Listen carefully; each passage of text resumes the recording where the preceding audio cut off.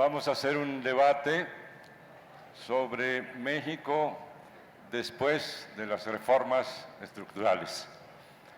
Tenemos aquí presente a Encina, al compañero José Alfonso y Paco Saucedo, y un servidor, Héctor Díaz Polanco. Vamos a tratar de hacer intervenciones breves para que podamos hacer una segunda ronda y luego ya dar oportunidad al inicio del debate con ustedes, con sus preguntas, comentarios, etc. Entonces empezamos con Paco Saucedo. Muy buenas tardes. Yo solicité la palabra antes por una razón y que quiero compartir con la gente que me acompaña en el panel, como con todos ustedes, que es el asunto de esta situación que estamos viviendo en el país ahora. El asunto de Iguala, de Tlatlaya, de nuestros 143 compañeros desaparecidos, porque me parece que hablar de cualquier tema y no traer esto a recordarlo, me parece muy frívolo. Y creo que esto está en el centro de nuestra propia reflexión y creo que impacta para la cuestión de lo que queremos hablar, pues en esta tertulia o debate, como le llamen. A propósito que después de las reformas estructurales o la reforma en particular energética, ¿qué sigue en nuestro país? ¿Qué perspectiva tiene?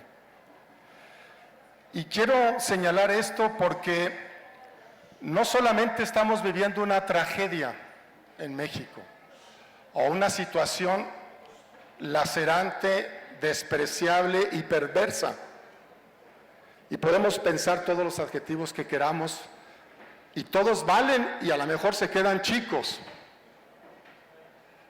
pero este es el recuadro en el que estamos, y traer a la memoria quienes han sido asesinados y desaparecidos en este momento y gritar la consigna de que vivos los llevaron y vivos los queremos es fundamental para la vida política, económica y social de este país. No podemos hacernos a un lado ante una situación de esta naturaleza. Y yendo a algo muy particular que son las escuelas normales, y en particular la de Ayotzinapa,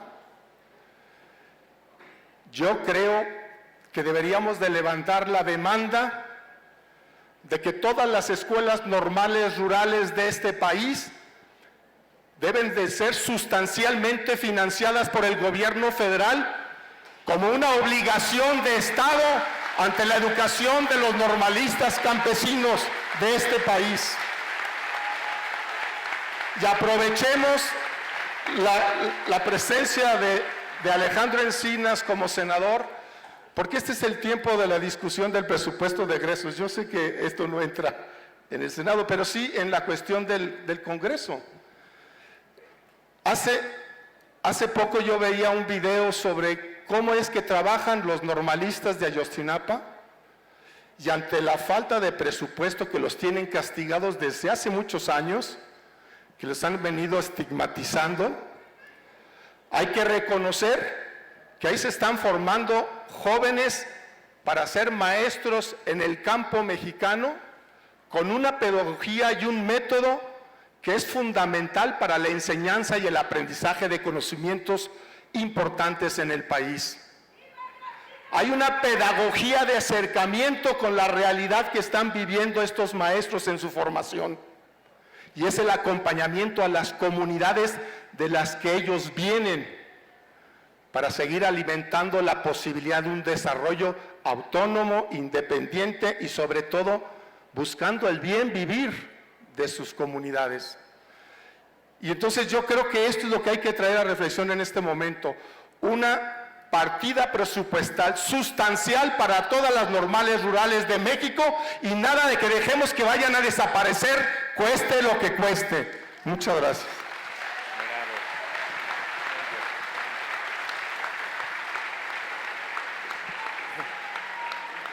Gracias, Paco, totalmente de acuerdo. Yo me voy a permitir también traer a la reflexión algo que hemos perdido como país. ¿Sabían ustedes que hace 204 años, un día como hoy, don Miguel Hidalgo abolió la esclavitud? ¿Sabían ustedes que en 1832 se creó la Dirección General de Instrucción Pública y se abolió la Real y Pontificia Universidad para dar paso a la educación laica en un día como hoy?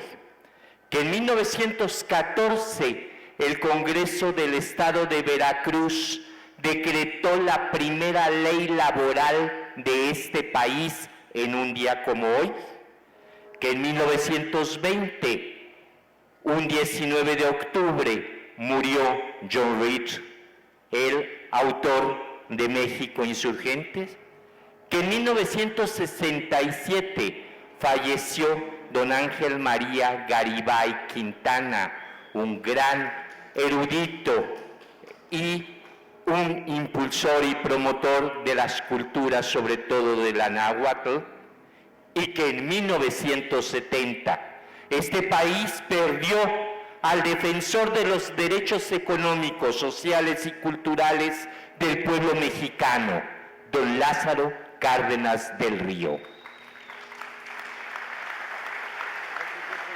El aplauso es para ellos. Pero hagamos la reflexión, compañeras y compañeros. No era el gobierno federal el que debería de haber recordado estas efemérides que estoy señalando el día de hoy yo aquí. Esa es la prueba máxima de que no hay reformas estructurales. El México, después de las llamadas reformas estructurales, es la desestructuración del México soñado por los congresistas de Apatzingán en 1814.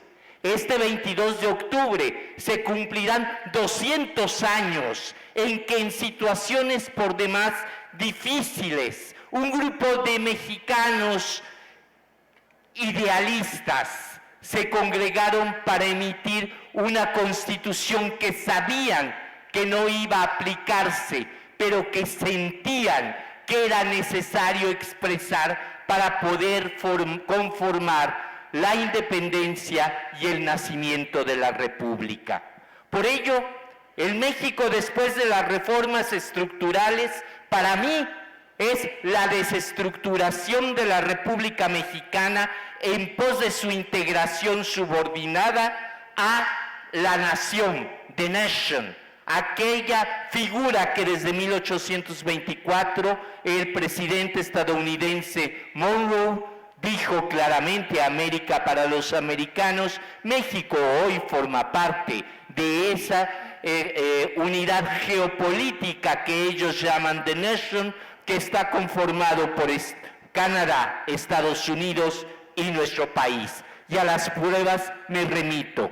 No me sorprendió hoy leer en el proceso que Bergoglio, el Papa Francisco, está muy molesto con el gobierno de México porque le incumplió, y en lugar de defender a los centroamericanos, en lugar de seguir siendo un santuario del refugio para quienes buscaban un lugar donde vivir seguros, nos hemos convertido en los policías de Estados Unidos, ampliando su frontera al sur, al río Suchiate, e impidiendo que un cura pueda decir misa en territorio mexicano porque lo estaba haciendo a favor de los 72 sacrificados por los zetas en San Fernando, Tamaulipas. Fíjense hasta qué niveles de subordinación hemos llegado, al nivel de convertirnos en los porteros, en los carceleros de los Estados Unidos.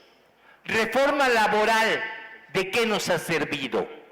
Se ha desarticulado el Estado benefactor que el general Cárdenas impulsó en los años 34 a el año 40, en donde, además de una educación socialista, se propuso sobre todo construir el entramaje jurídico para que el obrero fuera verdaderamente libre. Y ahí están, no solamente la expropiación de petróleos, sino también recordemos que expropió los ferrocarriles en 1937, un año antes de la expropiación petrolera.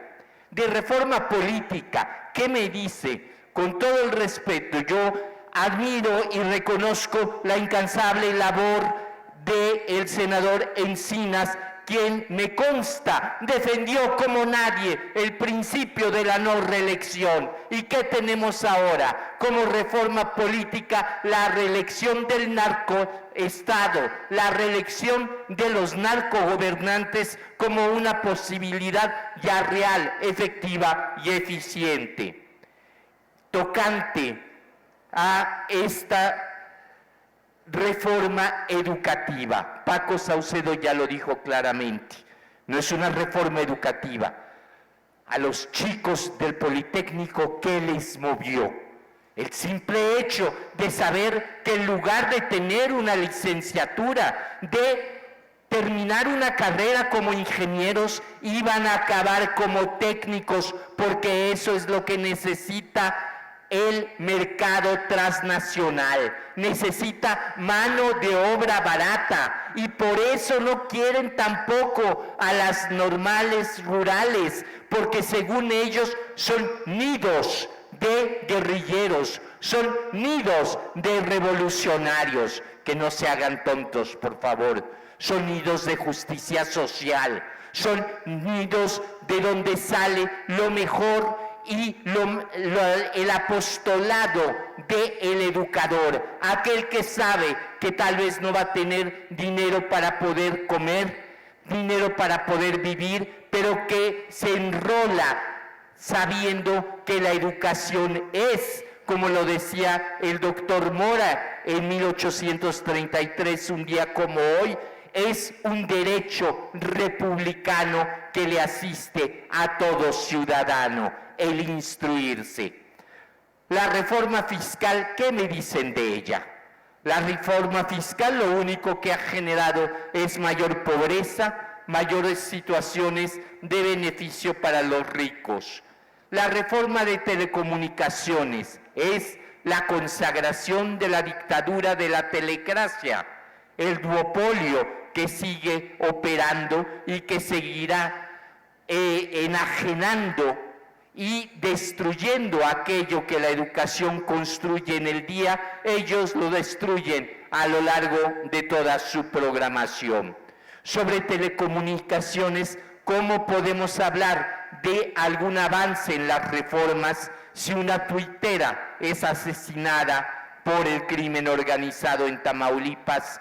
Si un dirigente vecinal como Atilano Román es asesinado en la cabina radiofónica de ABC Radio Mazatlán después de haber obtenido con el sudor del trabajo de sus compañeros y representados 3 licencias adicionales para pescar, y por eso lo matan en pleno programa ante su auditorio, ante su mujer y ante su hija. De la reforma energética, por favor, se ha preparado ya el mercado. No importa que pongan en crisis al mundo en su conjunto. Hemos perdido más de $10 en las 3 últimas semanas. El esquema es a la baja cada vez más. Están ahorita los diputados considerando que $81 tal vez se pueda compensar con un tipo de cambio de 13.40. Señoras y señores, compañeras y compañeros, lo diseñaron perfectamente las transnacionales para llevarnos a la ronda 1 a una venta de garage. Y eso lo dijimos desde el principio. Esta reforma energética tiende a subastar al mejor postor y en contra de los mexicanos nuestro patrimonio energético.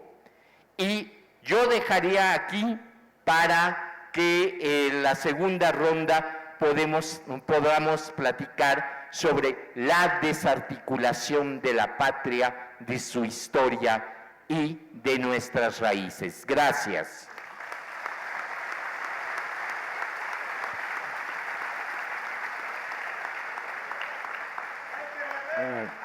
Gracias.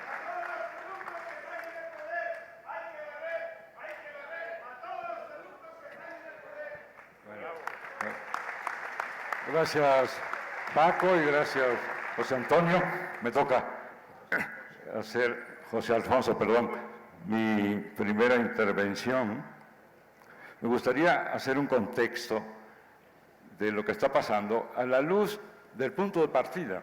Ya nos estamos olvidando de que el punto de partida de todo lo que estamos viviendo en los últimos años se inició con lo que, en el lugar que corresponde, Estados Unidos, porque somos cada vez más un país dependiente de Estados Unidos, y particularmente en Washington, se llamó el momento mexicano.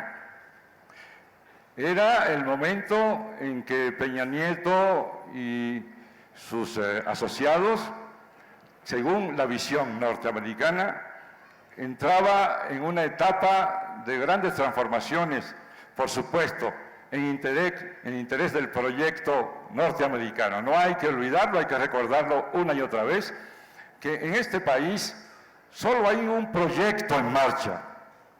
Ese no es ni siquiera el proyecto alternativo de nación de AMLO. El proyecto que está en marcha en este país es el proyecto del consenso de Washington, así se llama. Tiene nombre y tiene lugar de procedencia. Y esos señores del consenso de Washington suponían que el momento mexicano se iniciaría primero con estas reformas en las que no pasaría nada, y luego el inicio de la aplicación de las reformas y tampoco pasaría nada, y luego un desarrollo ininterrumpido hacia la prosperidad general, que para ellos es la prosperidad de las transnacionales que incursionarían en el país con sus inversiones, que en estas, las inversiones, correrían como ríos por México, que se apoderarían de todas las riquezas a las que hace tiempo le tienen el ojo echado, particularmente nuestra riqueza minera, los hidrocarburos, etcétera, y que el pueblo mexicano aguantaría y no pasaría absolutamente nada. Esto no lo estoy inventando. En abril, justamente, de este año, asistí a una universidad, la Universidad de América, en Washington, en donde tuvimos un debate intelectuales de México con intelectuales norteamericanos de los llamados think tanks, de los tanques pensantes norteamericanos de las universidades, y este era el discurso que manejaban. Cuando nosotros, yo en particular, se los dije muy claro, ustedes están partiendo de varias premisas complicadas.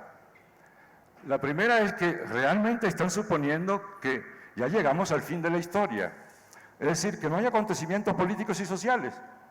En segundo lugar, están partiendo de la premisa de que van a realizar sus transformaciones en una especie de sociedad inerte. Es decir, el pueblo mexicano incapaz de mover un dedo, ni hoy, ni mañana, ni nunca, para oponerse a lo que ustedes quieren recetarle al país.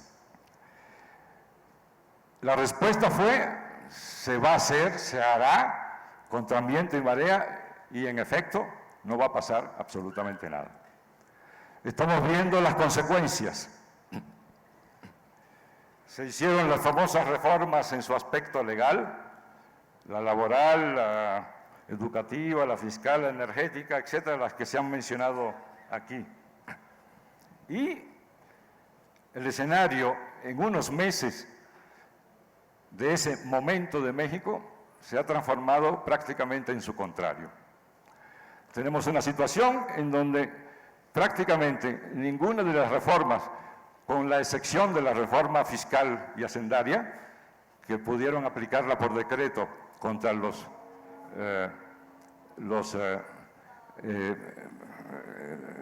cautivos de Hacienda, los causantes cautivos de Hacienda, pero ni han podido llevar a efecto la reforma educativa, no han podido desarrollar la reforma laboral. Todavía estamos en la en los golpes de cola de las condiciones laborales precarias, de que ya hemos hablado muchas veces. Como sabemos, México es uno de los países con una situación de precariedad laboral más grave de todo el mundo.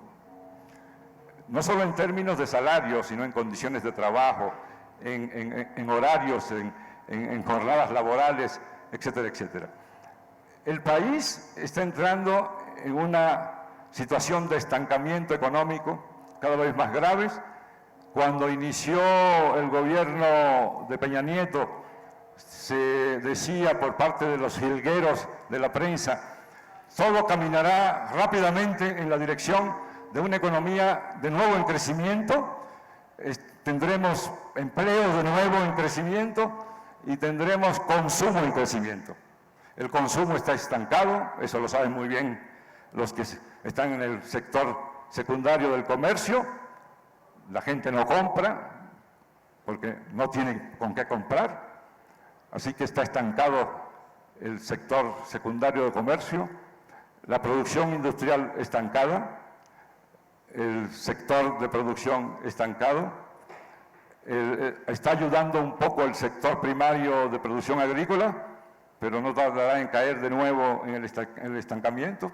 Así que ellos saben cómo hacer que la economía crezca. Ellos saben cómo hacer que la gente tenga más empleo. El empleo estancado. Se acaban de crear 600.000 empleos, por supuesto un tercio de lo que debería crearse, y de esos 600.000 empleos, un tercio son informales. De tal manera que no se trata de empleos, de los empleos que necesita el país, y del resto, la mayoría no son plazas fijas ni empleos fijos, sino empleos temporales. De tal manera que para fines prácticos, este gobierno no solo está creando el 1,5 millones de empleos que se requiere cada año en el país, sino que ni siquiera está creando estos empleos ni está resolviendo los rezagos de empleos que tenemos en el país, de más de 6 millones de mexicanos que no tienen cómo reproducir su vida por carencia de empleo. Tenemos una situación gravísima, puesto que como dependemos en más de un tercio de nuestro presupuesto del petróleo, el petróleo se derrumba y de $110 por barril, anteayer se llegó al precio de $74 por barril. Y estamos en un promedio de alrededor de $80 por barril, y el presupuesto calcula en el 2015, el año que viene, un promedio de $81 por barril. De tal manera que el país no tendrá para cubrir sus recursos para sus gastos el año próximo, tendrá que endeudarse, y ya la deuda, este gobierno en 2 años la ha disparado de manera estratosférica, y estamos ante el enorme peligro de combinar, y hablaré en la segunda ronda de eso, del problema de la seguridad, de Ayotzinapa, etcétera, de combinar una economía en estancamiento, en crisis seria, con una situación social de desesperación desde el punto de vista socioeconómico. Y a esto agregado el peor de los escenarios, un gobierno incompetente y en realidad un gobierno vinculado hasta la médula con el narcotráfico y con el crimen organizado. Yo creo que no hay escenario peor que este.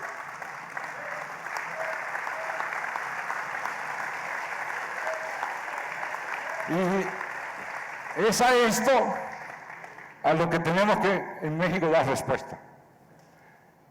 Ya empezó a transformarse la crisis socioeconómica en crisis política, y para eso tenemos que estar preparados a fin de dar una salida política a la crisis socioeconómica. Y estamos, hay que decirlo también, si no en la peor condición, en muy malas condiciones para realizar esta tarea, Porque a esto se agrega, y con esto concluyo para dar la palabra a mi querido compañero Encina, a esto se agrega una terrible crisis institucional y particularmente una crisis de las instituciones llamadas partidos políticos, que no solo no responden a los problemas del país, sino que se asocian con el sistema, se asocian con el peor partido de la historia de México, el PRI, para firmar un pacto contra México y llevan al país a la desgracia que tenemos ahora.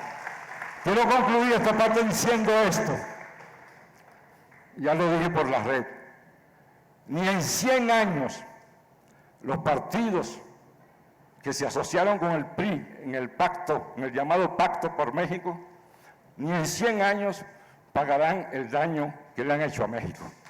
Gracias.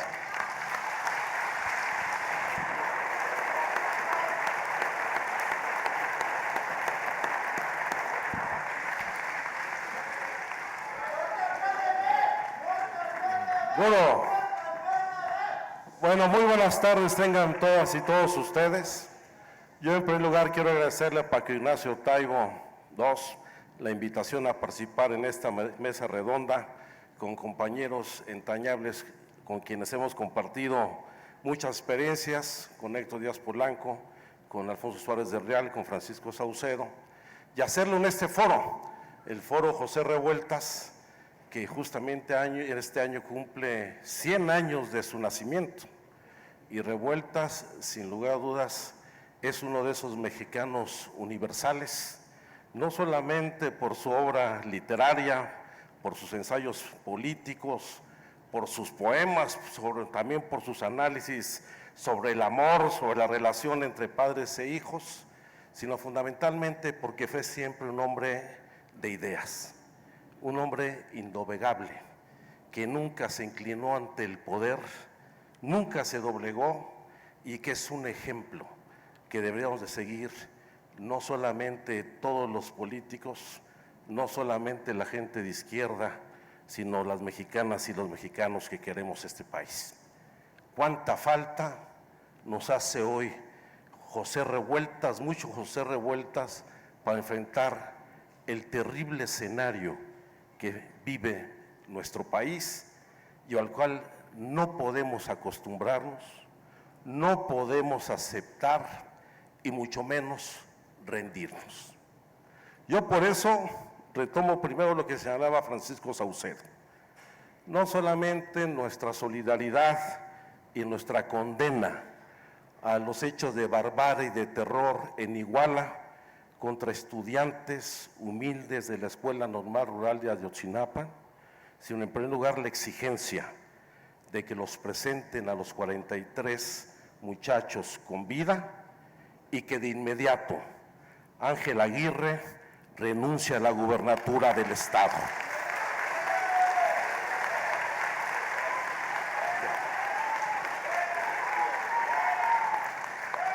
Pero que también queremos que se esclarezcan los hechos. ¿Quiénes fueron los autores materiales e intelectuales? No hay que convencerlos, hay que derrotarlos. Que esclarezcan las omisiones de la autoridad, porque el secretario de Gobernación, el Procurador General de la República y el CISEN sabían de los nexos del presidente municipal con la delincuencia organizada. El gobernador del Estado, el Procurador de Justicia del Estado y el Congreso del Estado de Guerrero no solo sabían de esos nexos, sino tenían denuncias de secuestros y asesinatos de miembros del PRD, y el Congreso negó el desafuero.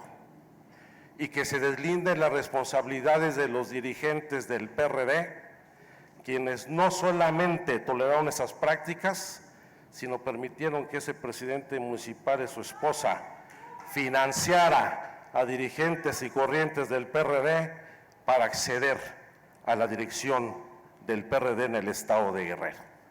y que cada quien pague por sus responsabilidades. Eso que quede claro.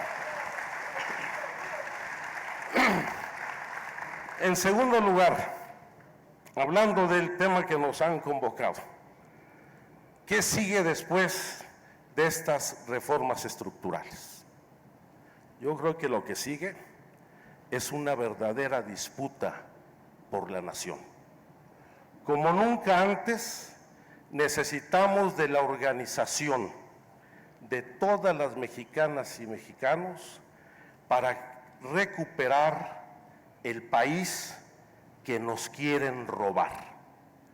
Hay que partir de que el México en el que nacimos, aquel México que se reconocía como un país nacionalista, que venía de un movimiento revolucionario, que tenía una firme posición anti-yanqui, antiimperialista, solidario con las causas internacionales, que reivindicaba los derechos sociales de los mexicanos y las mexicanas, ya no existe. Las reformas que ha impulsado este gobierno han desmantelado los aspectos fundamentales de nuestra Constitución. El pacto social que permitió la pacificación del país, pero desmanteló lo más importante, las nociones de nación, una nación soberana, para incorporarla no al mundo globalizado, sino para incorporar a nuestro país al traspatio de los Estados Unidos. Ha modificado y renunciado a las responsabilidades del Estado, tanto en sus responsabilidades en la rectoría económica como en la protección de los derechos sociales de los mexicanos, y quiere que el mercado resuelva los problemas de desigualdad que existen en el país, cuando el interés del mercado y de las empresas no es combatir la desigualdad, sino es la lógica de la acumulación y del negocio. Ya han desmantelado lo más importante, el rasgo característico fundamental de nuestra Constitución, la gran aportación del resultado de la Revolución Mexicana y la Constitución de 1917 al mundo, fue haber establecido en la Constitución no solamente los derechos y garantías individuales de cada ciudadano y de cada ciudadana, han desmantelado los derechos sociales que ya había consagrado la Constitución, los derechos laborales de los trabajadores, los derechos de los campesinos, de las comunidades indígenas a ser propietarios de sus tierras. Y han abierto con estas reformas la posibilidad de entregar la riqueza nacional, no en beneficio del país, sino a unos cuantos, particularmente multinacionales y consorcios extranjeros. Voy a ponerles ejemplos muy concretos. El derecho laboral y el derecho agrario, de acuerdo a nuestra Constitución, eran derechos que debería de tutelar el Estado mexicano para enfrentar una relación entre desiguales, entre patrones y trabajadores, entre caciques y acaparadores con los ejidos y las comunidades. Y la reforma laboral, que es la última que empuja Felipe Calderón con el aval del PRI, rompe con los principios fundamentales de los derechos de los trabajadores. Desregula la relación laboral y permite la contratación por hora, por día, por semana, por mes, a prueba o por capacitación. ¿Qué significa esto? Que rompe con el derecho a una jornada laboral de 8 horas diarias con el pago de un salario remunerador suficiente para vivir en condiciones de bienestar con su familia. Ahora resulta que se crea una figura de la subcontratación, lo que se llama el outsourcing en inglés, con lo cual no solamente se fragmenta la jornada laboral, sino que se impide con ello el derecho a las prestaciones sociales de los trabajadores, porque quien sea subcontratado no va a tener derecho al seguro social, no va a tener derecho a aguinaldo, no va a tener derecho a vacaciones, no va a tener derecho a las prestaciones que la ley establece. Y no solamente eso, yo quiero ver cuánto van a pagar en la jornada por hora, porque con un salario mínimo que anda alrededor de los 60 pesos diarios, no por hora, van a estar pagando 10, 15, 20 pesos por hora. Bueno, pero no les bastó desregular la relación laboral, favorecer a los patrones para despedir sin responsabilidad a los trabajadores, sino rompen con otro principio fundamental, que es el de la relación bilateral para definir las condiciones de trabajo y el derecho a la contratación colectiva. Por ejemplo, señalaron lo que señalaba Suárez del Real. La reforma educativa no fue una reforma al sistema educativo nacional. Al principio dijeron que el Estado debía recuperar la rectoría de la educación. Pues, ¿cuándo la perdió? ¿Se la vendieron o se la cedieron al Bester Gordillo y antes a Jongitud Barrios? Metieron, y qué bueno que metieron a la cárcel Bester Gordillo, pero no cambió absolutamente nada, porque toda la estructura del elvismo, del gordillismo, sigue en el sindicato y sigue en la estructura del magisterio a nivel nacional. Y lo único que hicieron fue no solamente darle el control del sindicato al secretario de Educación Pública, sino volver a incorporar a la estructura electoral del PRI al magisterio que fue su operación territorial en los fraudes electorales a lo largo de muchos años. Y se inventaron un instituto de educación, o sea, lo que es el nuevo instituto, ¿cómo se llama? El Instituto Nacional de Evaluación Educativa, que se va a encargar ahora de la admisión, la contratación, la permanencia y la promoción de los maestros. ¿Qué significa esto? Que las condiciones generales de trabajo que habían firmado los maestros con el Estado ya no existen, y quien va a regular la relación laboral unilateralmente es el Instituto Nacional de Evaluación Educativa. Y eso va a pasar igual con los trabajadores telefonistas, con la reforma en telecomunicaciones y también con el sindicato petrolero y el sindicato de electricistas, que podrán tener, sin lugar a dudas, direcciones muy corruptas, pero los trabajadores tienen derechos que tenemos que defender al margen de esas mafias. Y como ahora ya Pemex y CFE no son organismos públicos del Estado, porque en la Constitución se dice que los organismos públicos deben de mantenerse en la propiedad por parte del gobierno federal, no solo van a poder vender los activos de Pemex y de la Comisión Federal de Electricidad, sino que van estas nuevas empresas que van a surgir, Pemex, CFE, ahora como empresas productivas del Estado y también asociadas con particulares nacionales extranjeros, van a establecer sus propias condiciones de trabajo y los nuevos salarios de los trabajadores. ¿Qué significa esto? En resumen, que se conculca también el derecho a la asociación de los trabajadores y a la contratación colectiva. Con estas medidas, empezaron con el ESME, con estas medidas quieren acabar con los sindicatos nacionales, con los contratos colectivos nacionales y, en resumen, con los derechos de los trabajadores que ya estaban en la Constitución, que estaban en la Ley Federal del Trabajo y estaban en los contratos colectivos. Es una verdadera desgracia. Pero lo mismo va a suceder en el campo.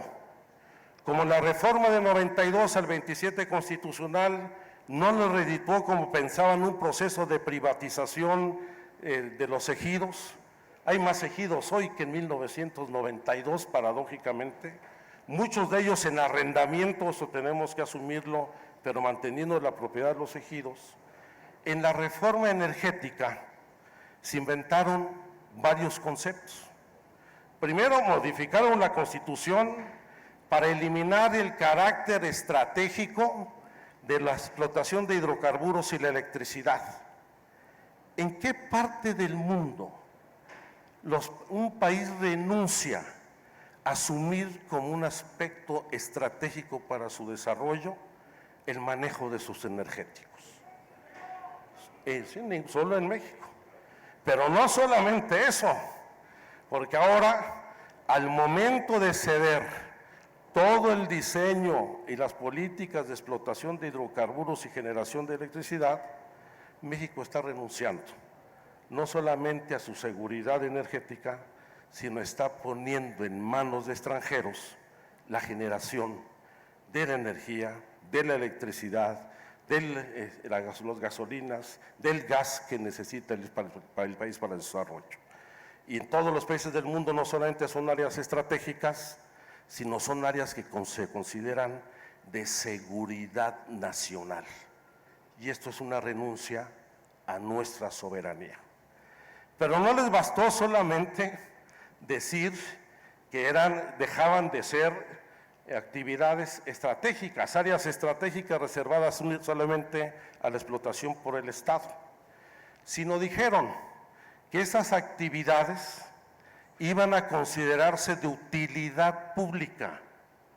¿Por qué crearon esta figura de utilidad pública? Para poder justificar las expropiaciones de las tierras y de las áreas donde se encuentren los yacimientos susceptibles de explotación. Y siempre la ley de expropiaciones y la propia Constitución estableció que la expropiación solo podría desarrollarse por causa de utilidad pública en beneficio del país y el desarrollo nacional. Hoy, al declarar áreas de utilidad pública, estas explotaciones van a permitir la expropiación en beneficio de particulares. A mí luego me vino a la memoria el desafuero de López Obrador. ¿Por qué desaforaron a Andrés Manuel? ¿Por qué se desgarró el PRI, el PAN, el presidente, la Suprema Corte de Justicia, el Poder Legislativo en el desafuero? Diciendo que había habido un abuso de autoridad de López Obrador por expropiar un terreno para hacer una calle, porque no se acreditó la causa de utilidad pública para esa obra. Ya se demostró que sí, pues a pesar del desafuero, el fallo final fue el que sí se había acreditado la causa de utilidad pública.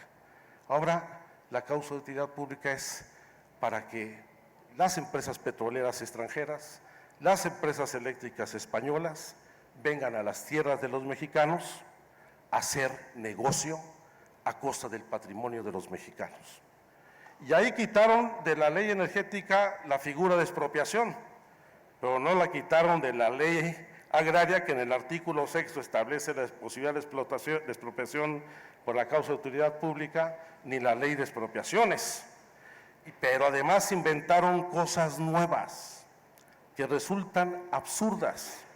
Por ejemplo, la figura de ocupación temporal, o lo que es la servidumbre de paso, en un proceso de negociación en donde en aquellas áreas donde haya potencial de explotación de hidrocarburos, se abre un proceso de negociación entre los particulares o entre el inversionista y el ejidatario. Si no se ponen de acuerdo, se pide la intervención del gobierno federal. Si no se ponen de acuerdo, el gobierno expropia, declara la ocupación temporal de los terrenos o la servidumbre de paso. Y entonces al dueño de la tierra le van a ofrecer, dicen que un porcentaje de las ganancias, claro, después de pagar impuestos, de pagar los costos, cosa que es insignificante, pero van a saquear las tierras ya sean ejidales, comunales, indígenas o privadas, sin beneficio para la gente. Eso sí, si quieren vender las tortas y los refrescos, ahí los pueden vender. O si quieren trabajar, ser empleados en sus propias tierras, al igual que la encomienda, la servidumbre y las haciendas y las tiendas de raya, de esa misma manera. Estamos regresando al pasado. Estos son solamente los ejemplos de las grandes regresiones de estas reformas. Y el escenario que se avecina es de confrontación, porque además tenemos un Estado debilitado, penetrado por la corrupción, por la delincuencia, por la ineficiencia. Se ha querido generar la imagen de un presidente fuerte desde los medios de comunicación, pero con un Estado muy débil, que no garantiza la seguridad de las personas, de las familias, la protección del patrimonio de todas y de todos nosotros, y en donde muchas regiones del país están controladas por el narcotráfico y la delincuencia organizada, y no por la autoridad legítimamente constituida. Y un presidente fuerte, con un Estado débil, convierte en presidente en vocero de los grupos de poder que están detrás de todas estas reformas. Porque en resumen, lo que está en juego con la reforma en telecomunicaciones, la reforma energética y esta desregulación laboral, etcétera, es una recomposición del grupo, de la oligarquía económica de este país para seguir concentrando la riqueza. Hablábamos con Héctor Díaz Polanco cómo en 1910, en la Revolución Mexicana, la riqueza la concentraban 35,000 familias, 35,000 hacendados. Hoy en este país, aparte que tenemos la vergüenza de que aquí viva y se haya hecho el hombre más rico, Carlos Slim, 11 familias concentran más del 10% de la riqueza nacional. Y esa tendencia sigue creciendo, porque el reporte que dieron antier, viernes, el Coneval señala que la población en situación de pobreza alimentaria, que tiene hambre, llegó a 25 millones de personas, que se aumentó en 4 millones los mexicanos en condiciones de pobreza extrema, y sigue aumentando la concentración del ingreso. Y por eso vemos estos problemas de ingobernabilidad. Tlatlaya, 22 ejecuciones extrajudiciales por miembros del ejército mexicano, y están ahí detenidos solo por alterar la escena del crimen. 20 y tantos cadáveres, de ellos 18 mujeres en el Gran Canal del Desagüe en Ecatepec. Jóvenes asesinados en Ciudad Hidalgo porque no le hicieron alto a la policía municipal y les disparó y asesinó a 3 jóvenes ahí en Michoacán. Los disparos a los estudiantes de Chapingo y del TEC de Monterrey en la Autopista del Sol. Ese trato inhumano, infame a los migrantes nacionales y extranjeros que son objetos de extorsiones, de trata de personas, de tráfico de personas, y esas fosas que aparecen en Guerrero, que aparecen en Tamaulipas, en donde todo se llaman daños colaterales sin que haya explicación alguna ni garantía de la seguridad de todos. Por eso está en juego el país. Lo que está en disputa después de esta reforma es la nación. Y el cambio no va a venir de ningún partido político. Los cambios tienen que venir de la sociedad. Y por eso nuestro llamado a organizarnos y a recuperar a México.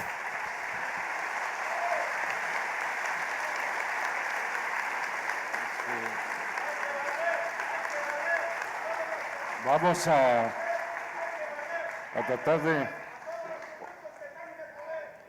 organizar el tiempo que nos queda. Según mi cálculo, debemos concluir a las 6:30, es decir, nos falta unos 28, 24 minutos, 23 minutos. Entonces vamos a pedir intervenciones cortas de 5 minutos aproximadamente, a ver si podemos dejar un tiempito para intervenciones de ustedes. Entonces, Paco. Gracias. Para ser breve, creo que ya se han manifestado algunos algunas expectativas o escenarios que nos vienen encima después de estas reformas. Quizá recalcar lo fundamental de algunas de ellas, ¿no? Es decir, en términos de soberanía, sigue y se continúa una violación permanente a la defensa de nuestra soberanía, pero lo más grave, una plena subordinación a las políticas de Estado del Departamento de Estado de Estados Unidos.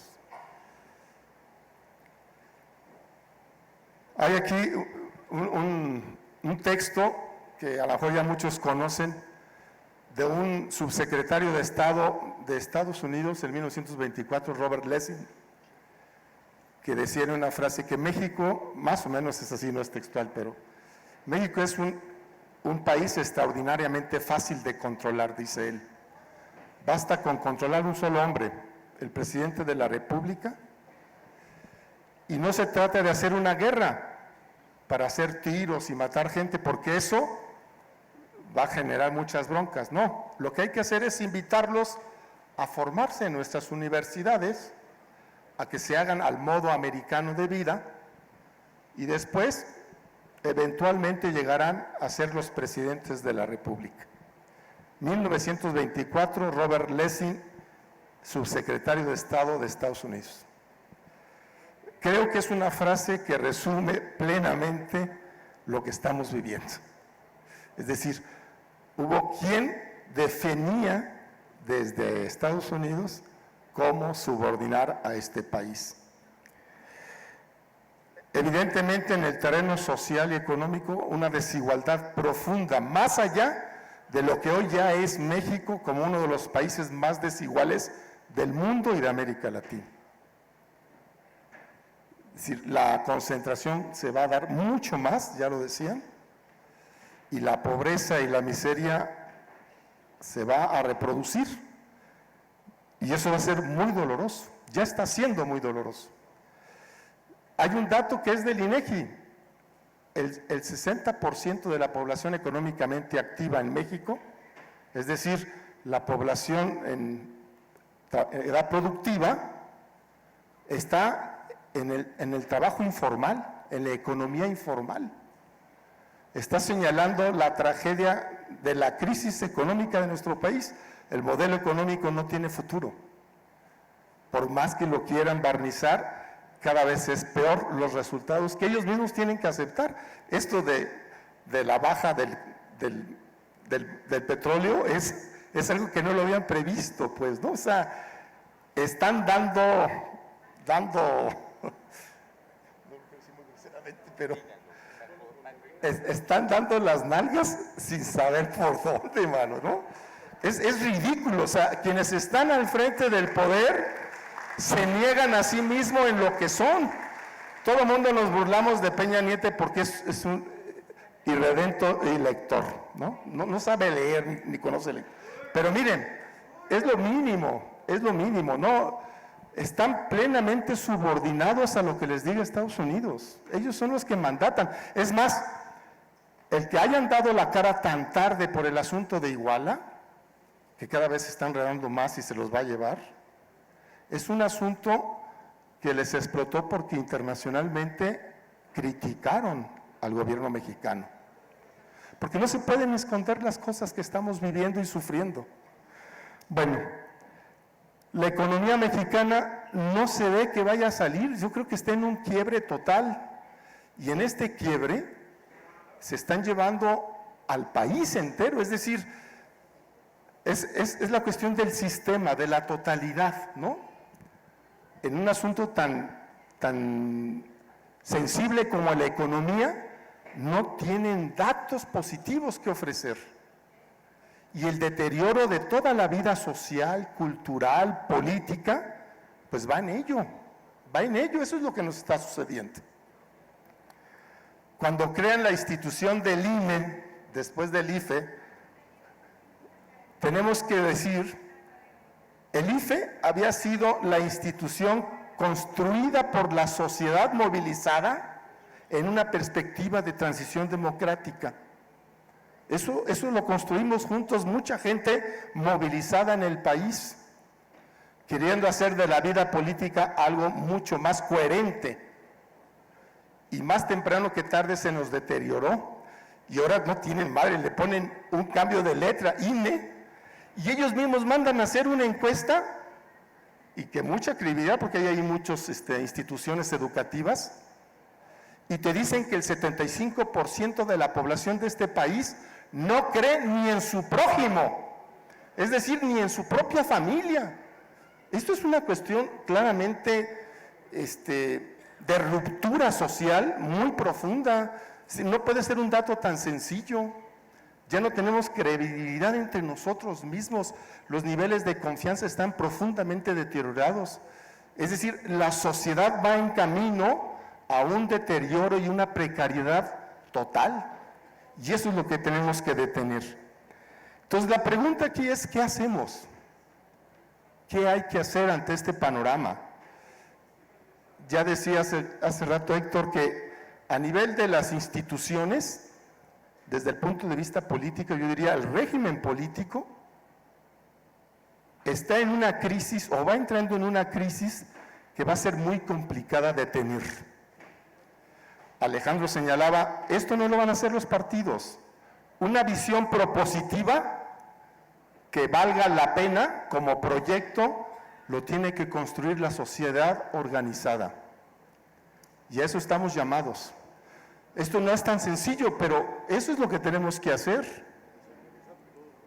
¿Cómo nos vamos? No porque no haya activos organizativos en el país, hay y muchos, y hay que reconocerlos.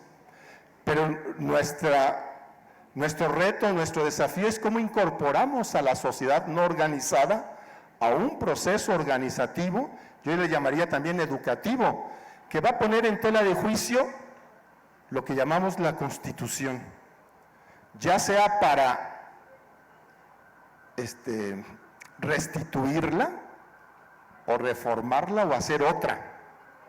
Eso está en un debate y vamos a empezar, esas cosas empiezan a hacerse en diferentes espacios y hay que entrarle, yo creo. Pero me parece que no es solamente un problema de Constitución, es un problema de participación y de proyecto que tenemos que construir juntos y que atraviesa profundamente por algo que estamos viviendo. Por un lado, de una pasividad de la sociedad en su conjunto ante muchos de los problemas que estamos viviendo, y por otro lado, la necesidad de que grandes activos organizativos que tiene el país puedan estar como al frente reincorporando a nuevos sectores de la sociedad en estos procesos de organización. Se me ocurre un planteamiento que es el rescate del cardenismo histórico. Es decir, ya hemos dicho que se está desperfilando la Constitución en todo su contenido social, por ejemplo. Pero a mí me parece que la destrucción, que el régimen que está gobernando hoy, más bien el grupo que está gobernándonos hoy, en su alianza con los conservadores o la derecha, lo que quieren es matar el cardenismo histórico y lo que representó en la identidad del pueblo de México. No es poca cosa. Pero hay datos fundamentales, no me quiero alargar mucho en esto, pero quiero decirlo así como punteados. Ya sabemos que el general Lázaro Cárdenas expropió el petróleo, llevó a cabo la reforma agraria, la creación de los ejidos, la educación socialista, etcétera, etcétera. Pero una de las cosas que hizo cuando él entró fue darle en la torre a las empresas que Abelardo Rodríguez, que había salido de la presidencia interina de este país, había hecho con el crimen organizado de ese tiempo. Fue lo primero que hizo, entre otras cosas, después de correr a calles, a Abelardo Rodríguez, por lo que significaba, es un gran capo, era empresario, político y narcotraficante. Lo que hoy estamos viendo en el regreso del PRI en el gobierno de la República. Eso es lo que estamos viendo. Entonces es evidente que nos pone a pensar que una de las primeras cosas que tenemos que hacer es, ante el narcotráfico y el crimen organizado, ¿qué hay que hacer? Ya vimos que la colusión y la simbiosis está dañando profundamente al país. Y no es fácil el reto, porque en el reto se nos puede ir la vida, pues, ¿no? Lo estamos viendo en todos lados. El régimen de Calderón y ahora el de Peña nos ha dado una pauta de desaparecidos y de muertos y esto de daños colaterales, esta forma tan burda de decirle a las cosas por otro nombre para esconder la realidad, porque saben que la realidad es muy gruesa. Entonces el reto y el riesgo es profundamente difícil para nosotros en este momento, pero no podemos quedarnos pasivos.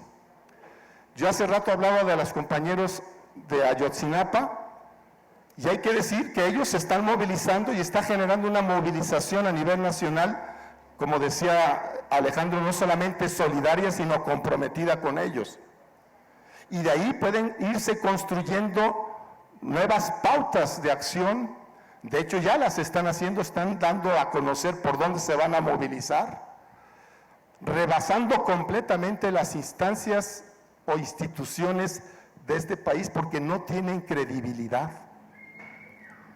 Y el asunto es cómo va respondiendo la sociedad. Creo que por aquí va pues todo un elemento educativo o pedagógico, no sé cómo llamarlo, que significa el compromiso de rescatar hasta la militancia política, no partidista, la militancia política, aquella que uno es capaz de echar la suerte a andar del pueblo en la vida de uno mismo, pues, y en los colectivos en los que uno participa.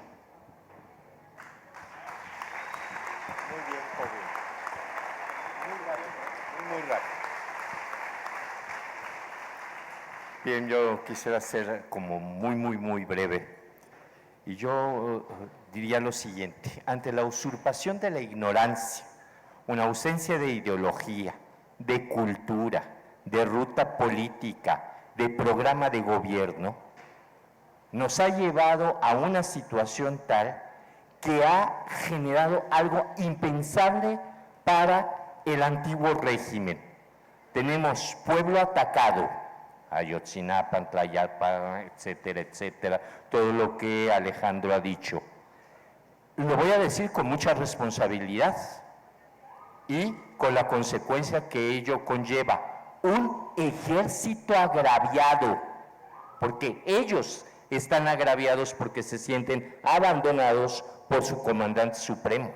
La base, el soldado raso, el cabo, el sargento, ellos se sienten traicionados. Y un clero engañado.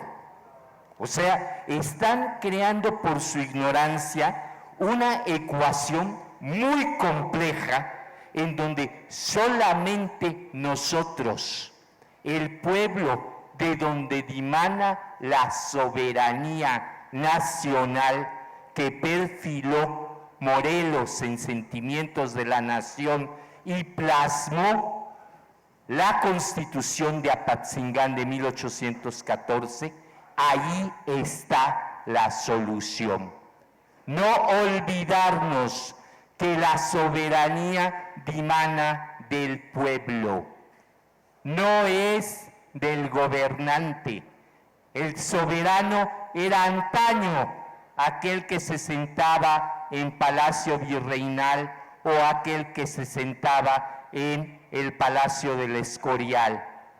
Morelos vislumbró claramente y consignó en esos Sentimientos de la Nación principios básicos que tenemos que recuperar, como el principio de que la buena ley debe moderar la opulencia y la indigencia, fomentar patriotismo, algo que ninguna de las leyes que han aprobado pasa por ese tamiz, por ese rasero.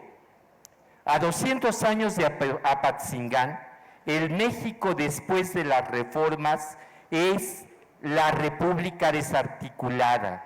Son los paradigmas anulados en favor de una realidad geopolítica que nos avasalló. Esa realidad se llama concentración de riqueza en muy pocas manos en contra de la mayoría de los mexicanos. Y quiero concluir trayendo a colación una frase de Zygmunt Bauman, un sociólogo, filósofo, que me parece que es fundamental en su análisis de la sociedad líquida o la sociedad de la primera década del siglo XXI.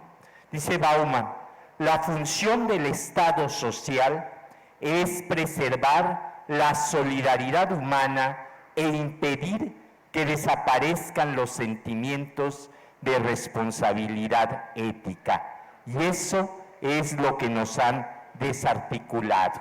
Eso es lo que nos han o nos pretenden arrebatar. En un acto de sobrevivencia, en un acto de colectividad, yo propondría, coincidiendo con algo que dijo Paco, recuperar una cultura vinculante de continuidad y de perenne memoria histórica.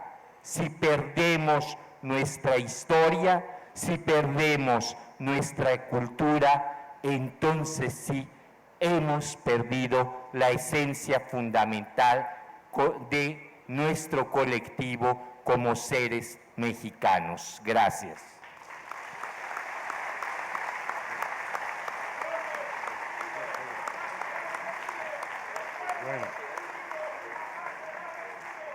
Bueno, gracias a Paco de nuevo y gracias al compañero José Antonio. Nos queda muy poco tiempo. Yo voy a decir dos cositas porque sí me gustaría que pudiéramos dar la oportunidad de que ustedes intervinieran, ¿no? Pero quisiera hacer dos reflexiones. Una económica primero. Se están reduciendo nuestras opciones. Tenemos una alternativa terrible frente a lo que está pasando en el campo económico, no solo nacional, sino internacional. Esa alternativa, esas dos opciones son o se mantienen las condiciones actuales respecto al proyecto neoliberal frente a las inversiones, y las inversiones, dada la caída del precio del petróleo y otras variables, no fluye, no llega. Con lo que, si bien se derrumba ese modelo neoliberal en sus pretensiones, por lo que hace a su columna vertebral, el efecto económico sobre el país va a ser demoledor. La otra opción, con lo que esto no es disyuntiva, sino dilema, cualquiera de las dos nos va a afectar gravemente, es que sí vengan las inversiones, pero para que las inversiones vengan, este Estado, lo cual no le va a ser muy difícil, este gobierno, tendrá que hacer nuevas y más amplias concesiones al capital transnacional para que efectivamente estén dispuestos a traer inversiones al país. Con lo que el despojo, la destrucción, etcétera, etcétera, será todavía más demoledora para el país. Es una disyuntiva, un dilema, mejor dicho, que pone al país contra la pared. Y a esto hay que dar respuesta política. Estamos en una coyuntura, yo diría, que especialmente favorable. Y subrayo coyuntura, por el momento. Voy a poner un solo ejemplo de la situación de debilidad e incluso de pánico que afecta al llamado gobierno de la República. Quizás algunos de ustedes no se habrán enterado porque salió muy discretamente solo en un periódico en una esquina y casi ningún otro medio lo ha difundido. Y es el hecho de que 8 años después de la represión de Atenco, el gobierno ha decidido apresar a una veintena de presuntos culpables de ese horrible hecho de Atenco de 2006, justamente, ministerios públicos, policías, etcétera, etcétera. 8 años después, sobre Atenco, en el que el principal culpable, el autor intelectual, es quien ocupa hoy la silla de la República, y en el contexto de Iguala, de Ayotzinapa, etcétera, eso implica que alguien está muy nervioso en Los Pinos en este momento y que quiere adelantarse a fin de decir: yo no soy culpable de Atenco, sino que los culpables son estos chivos expiatorios que la Procuraduría acaba de aperezar. De tal manera que hay una grave preocupación en las esferas del poder por la situación gravísima que está viviendo el país. Entonces, frente a esto, ¿qué debemos esperar? Y yo voy a ser franco, yo tengo varios temores y algunas esperanzas. El principal temor que tengo es que una vez superada la coyuntura de lo ocurrido en Guerrero, entremos otra vez en una fase de reflujo. Segundo, que a esa fase de reflujo la acompañe un fenómeno que hemos estado viviendo y que podría recrudecer, aumentar, y es la politicidad de la gente. El desencanto se transforma en una actitud de no quiero tener nada que ver con la política, todos los partidos políticos son iguales, toda la política es igual y no hay una posibilidad de hacer política de manera diferente, con otra orientación, con otra plataforma ética política. Es decir, el nihilismo, el desencanto, el hacerse a un lado, etcétera, etcétera, que alargaría el proceso. Frente a eso, lo que espero es que la gente traduzca esta coyuntura que estamos viviendo con lo de Guerrero en una convicción clara de que en este país no hay solución ni económica ni política en el marco del modelo neoliberal que tenemos vigente, que la única posibilidad que tenemos los mexicanos de trascender la tragedia cada vez más profunda que afecta al país es desarrollar un proyecto antineoliberal en el país, y que para desarrollar ese proyecto antineoliberal y llevarla a cabo necesitamos una gran organización política de la gente en México. Se vale la protesta incluso individual, se vale la protesta de grupo, etcétera, pero necesitamos estructurarnos políticamente, organizarnos políticamente. La política de organización gremial no es una política de organización nacional, y así lo digo para todos los sectores a fin de ahorrar tiempo. No basta la organización por sectores y que casi por relevo salgamos a combatir el régimen. Uno por uno estos sectores no van a transformar el país. Nadie solo va a transformar el país, ninguna fuerza de la que tenemos hoy.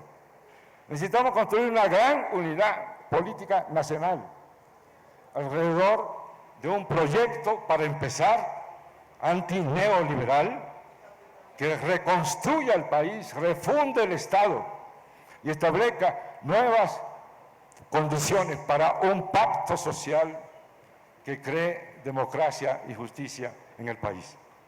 Si no hacemos esto, no podremos frenar este proyecto, ya no digamos devastador, inhumano, contrario al interés de las personas, de los seres humanos que habitamos este país. En fin, la moneda está en el aire y depende de nosotros, de nuestro compromiso, de nuestra responsabilidad, de nuestra idea de que cada uno de nosotros políticamente no vale mucho, que políticamente valemos todos en la misma dirección y contra el mismo enemigo fundamental, que es este régimen neoliberal que nos da ese gobierno. Muchas gracias.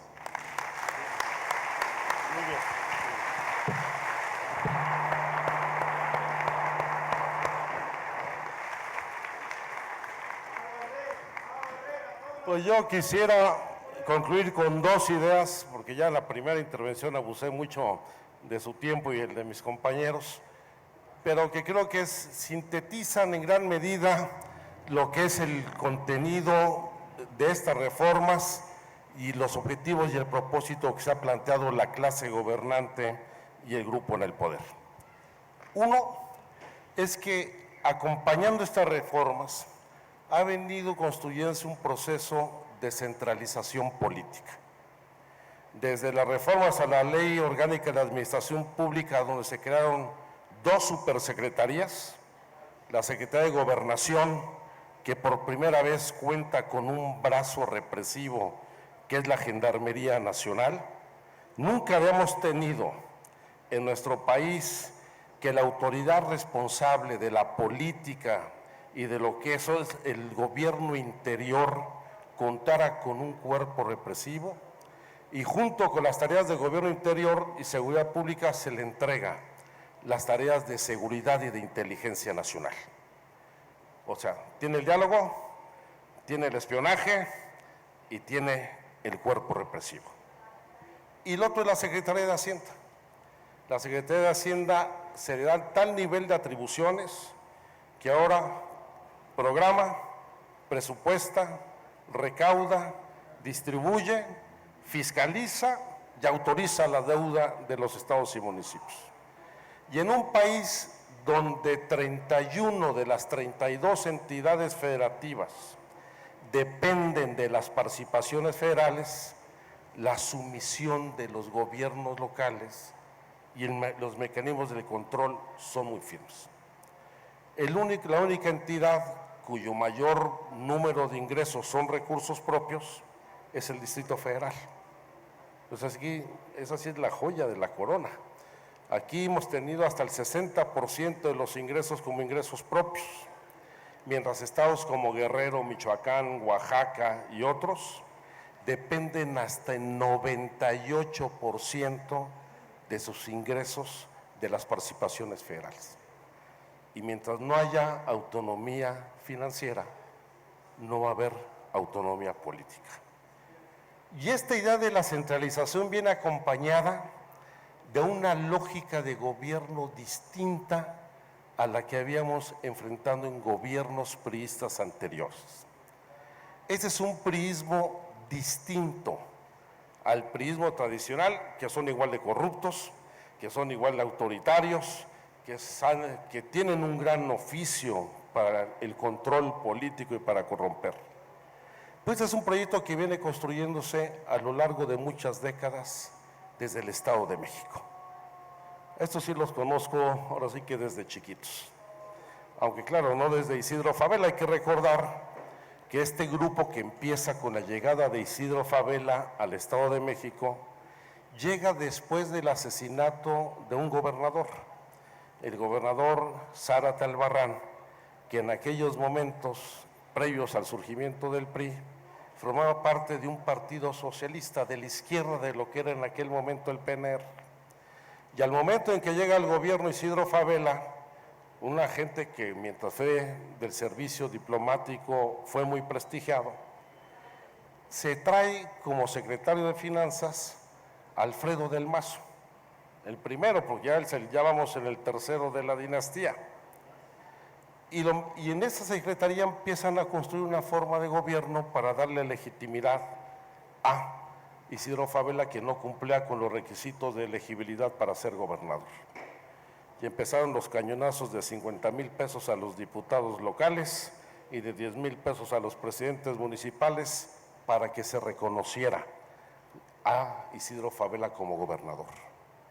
Y esta práctica fue madurando y vinculándose a otro tipo de prácticas como es el control corporativo desde el PRI y la manipulación de la pobreza. Ya está el gobierno de Sánchez Colín, que genera el Ejército del Trabajo, muy similar a los camisas rojas de Tomás Garrido Canaval, pero más en una lógica clientelar que de formación política, y el momento clímax de la formación de este grupo, que es la llegada de Carlos Jan González al gobierno del Estado, donde se acuñan 3 principios que van a marcar la formación del grupo que hoy está gobernando, bueno, está usurpando la presidencia del país, que hay que decirlo con claridad. El primero es el de político pobre, pobre político, y ustedes lo han escuchado muchas veces. El segundo es que todo lo que se compra en política resulta barato. No importa cuánto cueste, hay que corromper, hay que comprar. Y el tercero es que mientras haya obras, sobra. Y esto lo señalo y lo subrayo, porque en esta forma de hacer política viene siempre asociada a los negocios.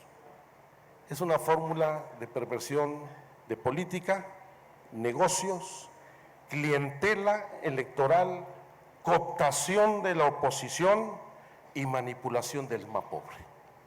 Y de ahí viene construyéndose la compra del voto, que fue resultado, la primera compra del voto, a mí me tocó vivirla en la candidatura a gobernador en el 2011 y nos aplicaron en la presidencial del 2012. Pero esa lógica es la que hoy está en el gobierno. Y por eso ustedes ven muchas obras, la mayoría, por cierto, en el Estado de México, que un aeropuerto, que carreteras, que 3 a Querétaro, 3 a Toluca, el transísmico, el turístico de Mérida a Cancún, etcétera. Porque en esta forma de hacer negocios se va contando también con los recursos para poder corromper. Ya están ahora las prácticas del moche legislativo, que surge de un programa de apoyo comunitario en el Estado de México, donde a los diputados locales, primero solamente del PRI, le daban dinero en especie, en materiales para hacer obras. Por supuesto, la primera obra que hacían era su casa, y que después se fue generalizando a todos los partidos, y que se convirtió en un instrumento de cooptación de la legislatura local. Miren, yo fui candidato a gobernador del Estado de México la primera vez en 1993 y volví a ser candidato 18 años después, en el 2011. Y yo preguntaba, en estos 18 años, ¿por qué no surgió un nuevo dirigente, un líder, una mujer, un hombre que pudiera encabezar la candidatura de la izquierda o de las izquierdas? Pues la respuesta fue muy sencilla y es una vergüenza, porque todos fueron cooptados por los gobiernos del PRI. Y ahora esa práctica se trasladó al Congreso de la Unión, donde el diputado más ramplón se lleva 10 millones de pesos del presupuesto y los coordinadores hasta 500. Ya está el del PAN pidiendo moches hasta del 30%, a los presidentes municipales que les consiguen los recursos, y además les imponen las empresas que van a hacer las obras. Los pobres presidentes municipales están sujetos a una doble extorsión, la del pago de derecho de piso del narcotráfico y el pago del moche a los legisladores. Pero eso ha sido un instrumento para tener, particularmente a la Cámara de Diputados, porque ahí es donde se discute el presupuesto, bajo control. Y esta lógica es la que tenemos que romper. Y por eso, en esta idea que es central del combate a la corrupción, esta lucha para acabar con esta clase política corrupta, necesitamos volver a recuperar nuestra identidad y nuestro ser colectivo. ¿Por qué quitan de la Constitución los derechos sociales y fortalecen la idea de los derechos de los ciudadanos diciendo que todos somos iguales ante la ley? Porque quieren acabar con la lógica de que efectivamente somos iguales, pero hay unos más iguales que otros. Y los derechos sociales que desmantelan de la Constitución eran justamente los que nos permitían tener una identidad como ser colectivo. Y al alentar esta idea del individualismo, esta idea de la competencia, de que hay que trabajar mucho y superarse porque solamente depende de uno salir adelante. Y yo no sé cómo no sale adelante la gran mayoría de los mexicanos que trabajan hasta 18 horas y no les alcanza lo suficiente para comer lo mínimo necesario, y van alentando esta lógica de que la superación personal es la que resolverá el problema. Quieren imponernos el interés privado por encima del interés público. O decirlo de otra forma, quieren imponernos al yo por encima de nosotros. Y lo que tenemos que recuperar nosotros es nuestra identidad y nuestro ser colectivo, como nación, como comunidad, como familia, como mexicanas, mexicanos que tenemos el derecho a acceder a una vida digna, con bienestar, con paz, con tranquilidad, y no salir de la casa pensando que quizá no regresemos o no regresemos en las mismas condiciones que salimos todos los días a trabajar o los hijos a la escuela. Eso es lo que tenemos que recuperar, nuestra vocación de cambio, nuestra solidaridad, nuestra vocación y nuestra preocupación por el prójimo. No esto de acostumbrarnos a que haya aparecido un decapitado, allá una mujer violada, aquí secuestraron al hijo del vecino y no me importa, mientras no me pase a mí, no pasa nada. No nos acostumbremos a eso. Nos quieren imponer esta visión y requerimos de un cambio cultural. Y ese cambio cultural de la nueva identidad es el de la solidaridad y el ser colectivo. Yo por eso digo que con estas reformas no nos derrotamos. No estamos derrotados, estamos indignados. Y van a ver qué va a pasar cuando los sin poder ejerzan su poder, que es el poder real de nuestra gente que tiene el derecho a salir adelante. Muchas gracias por su atención.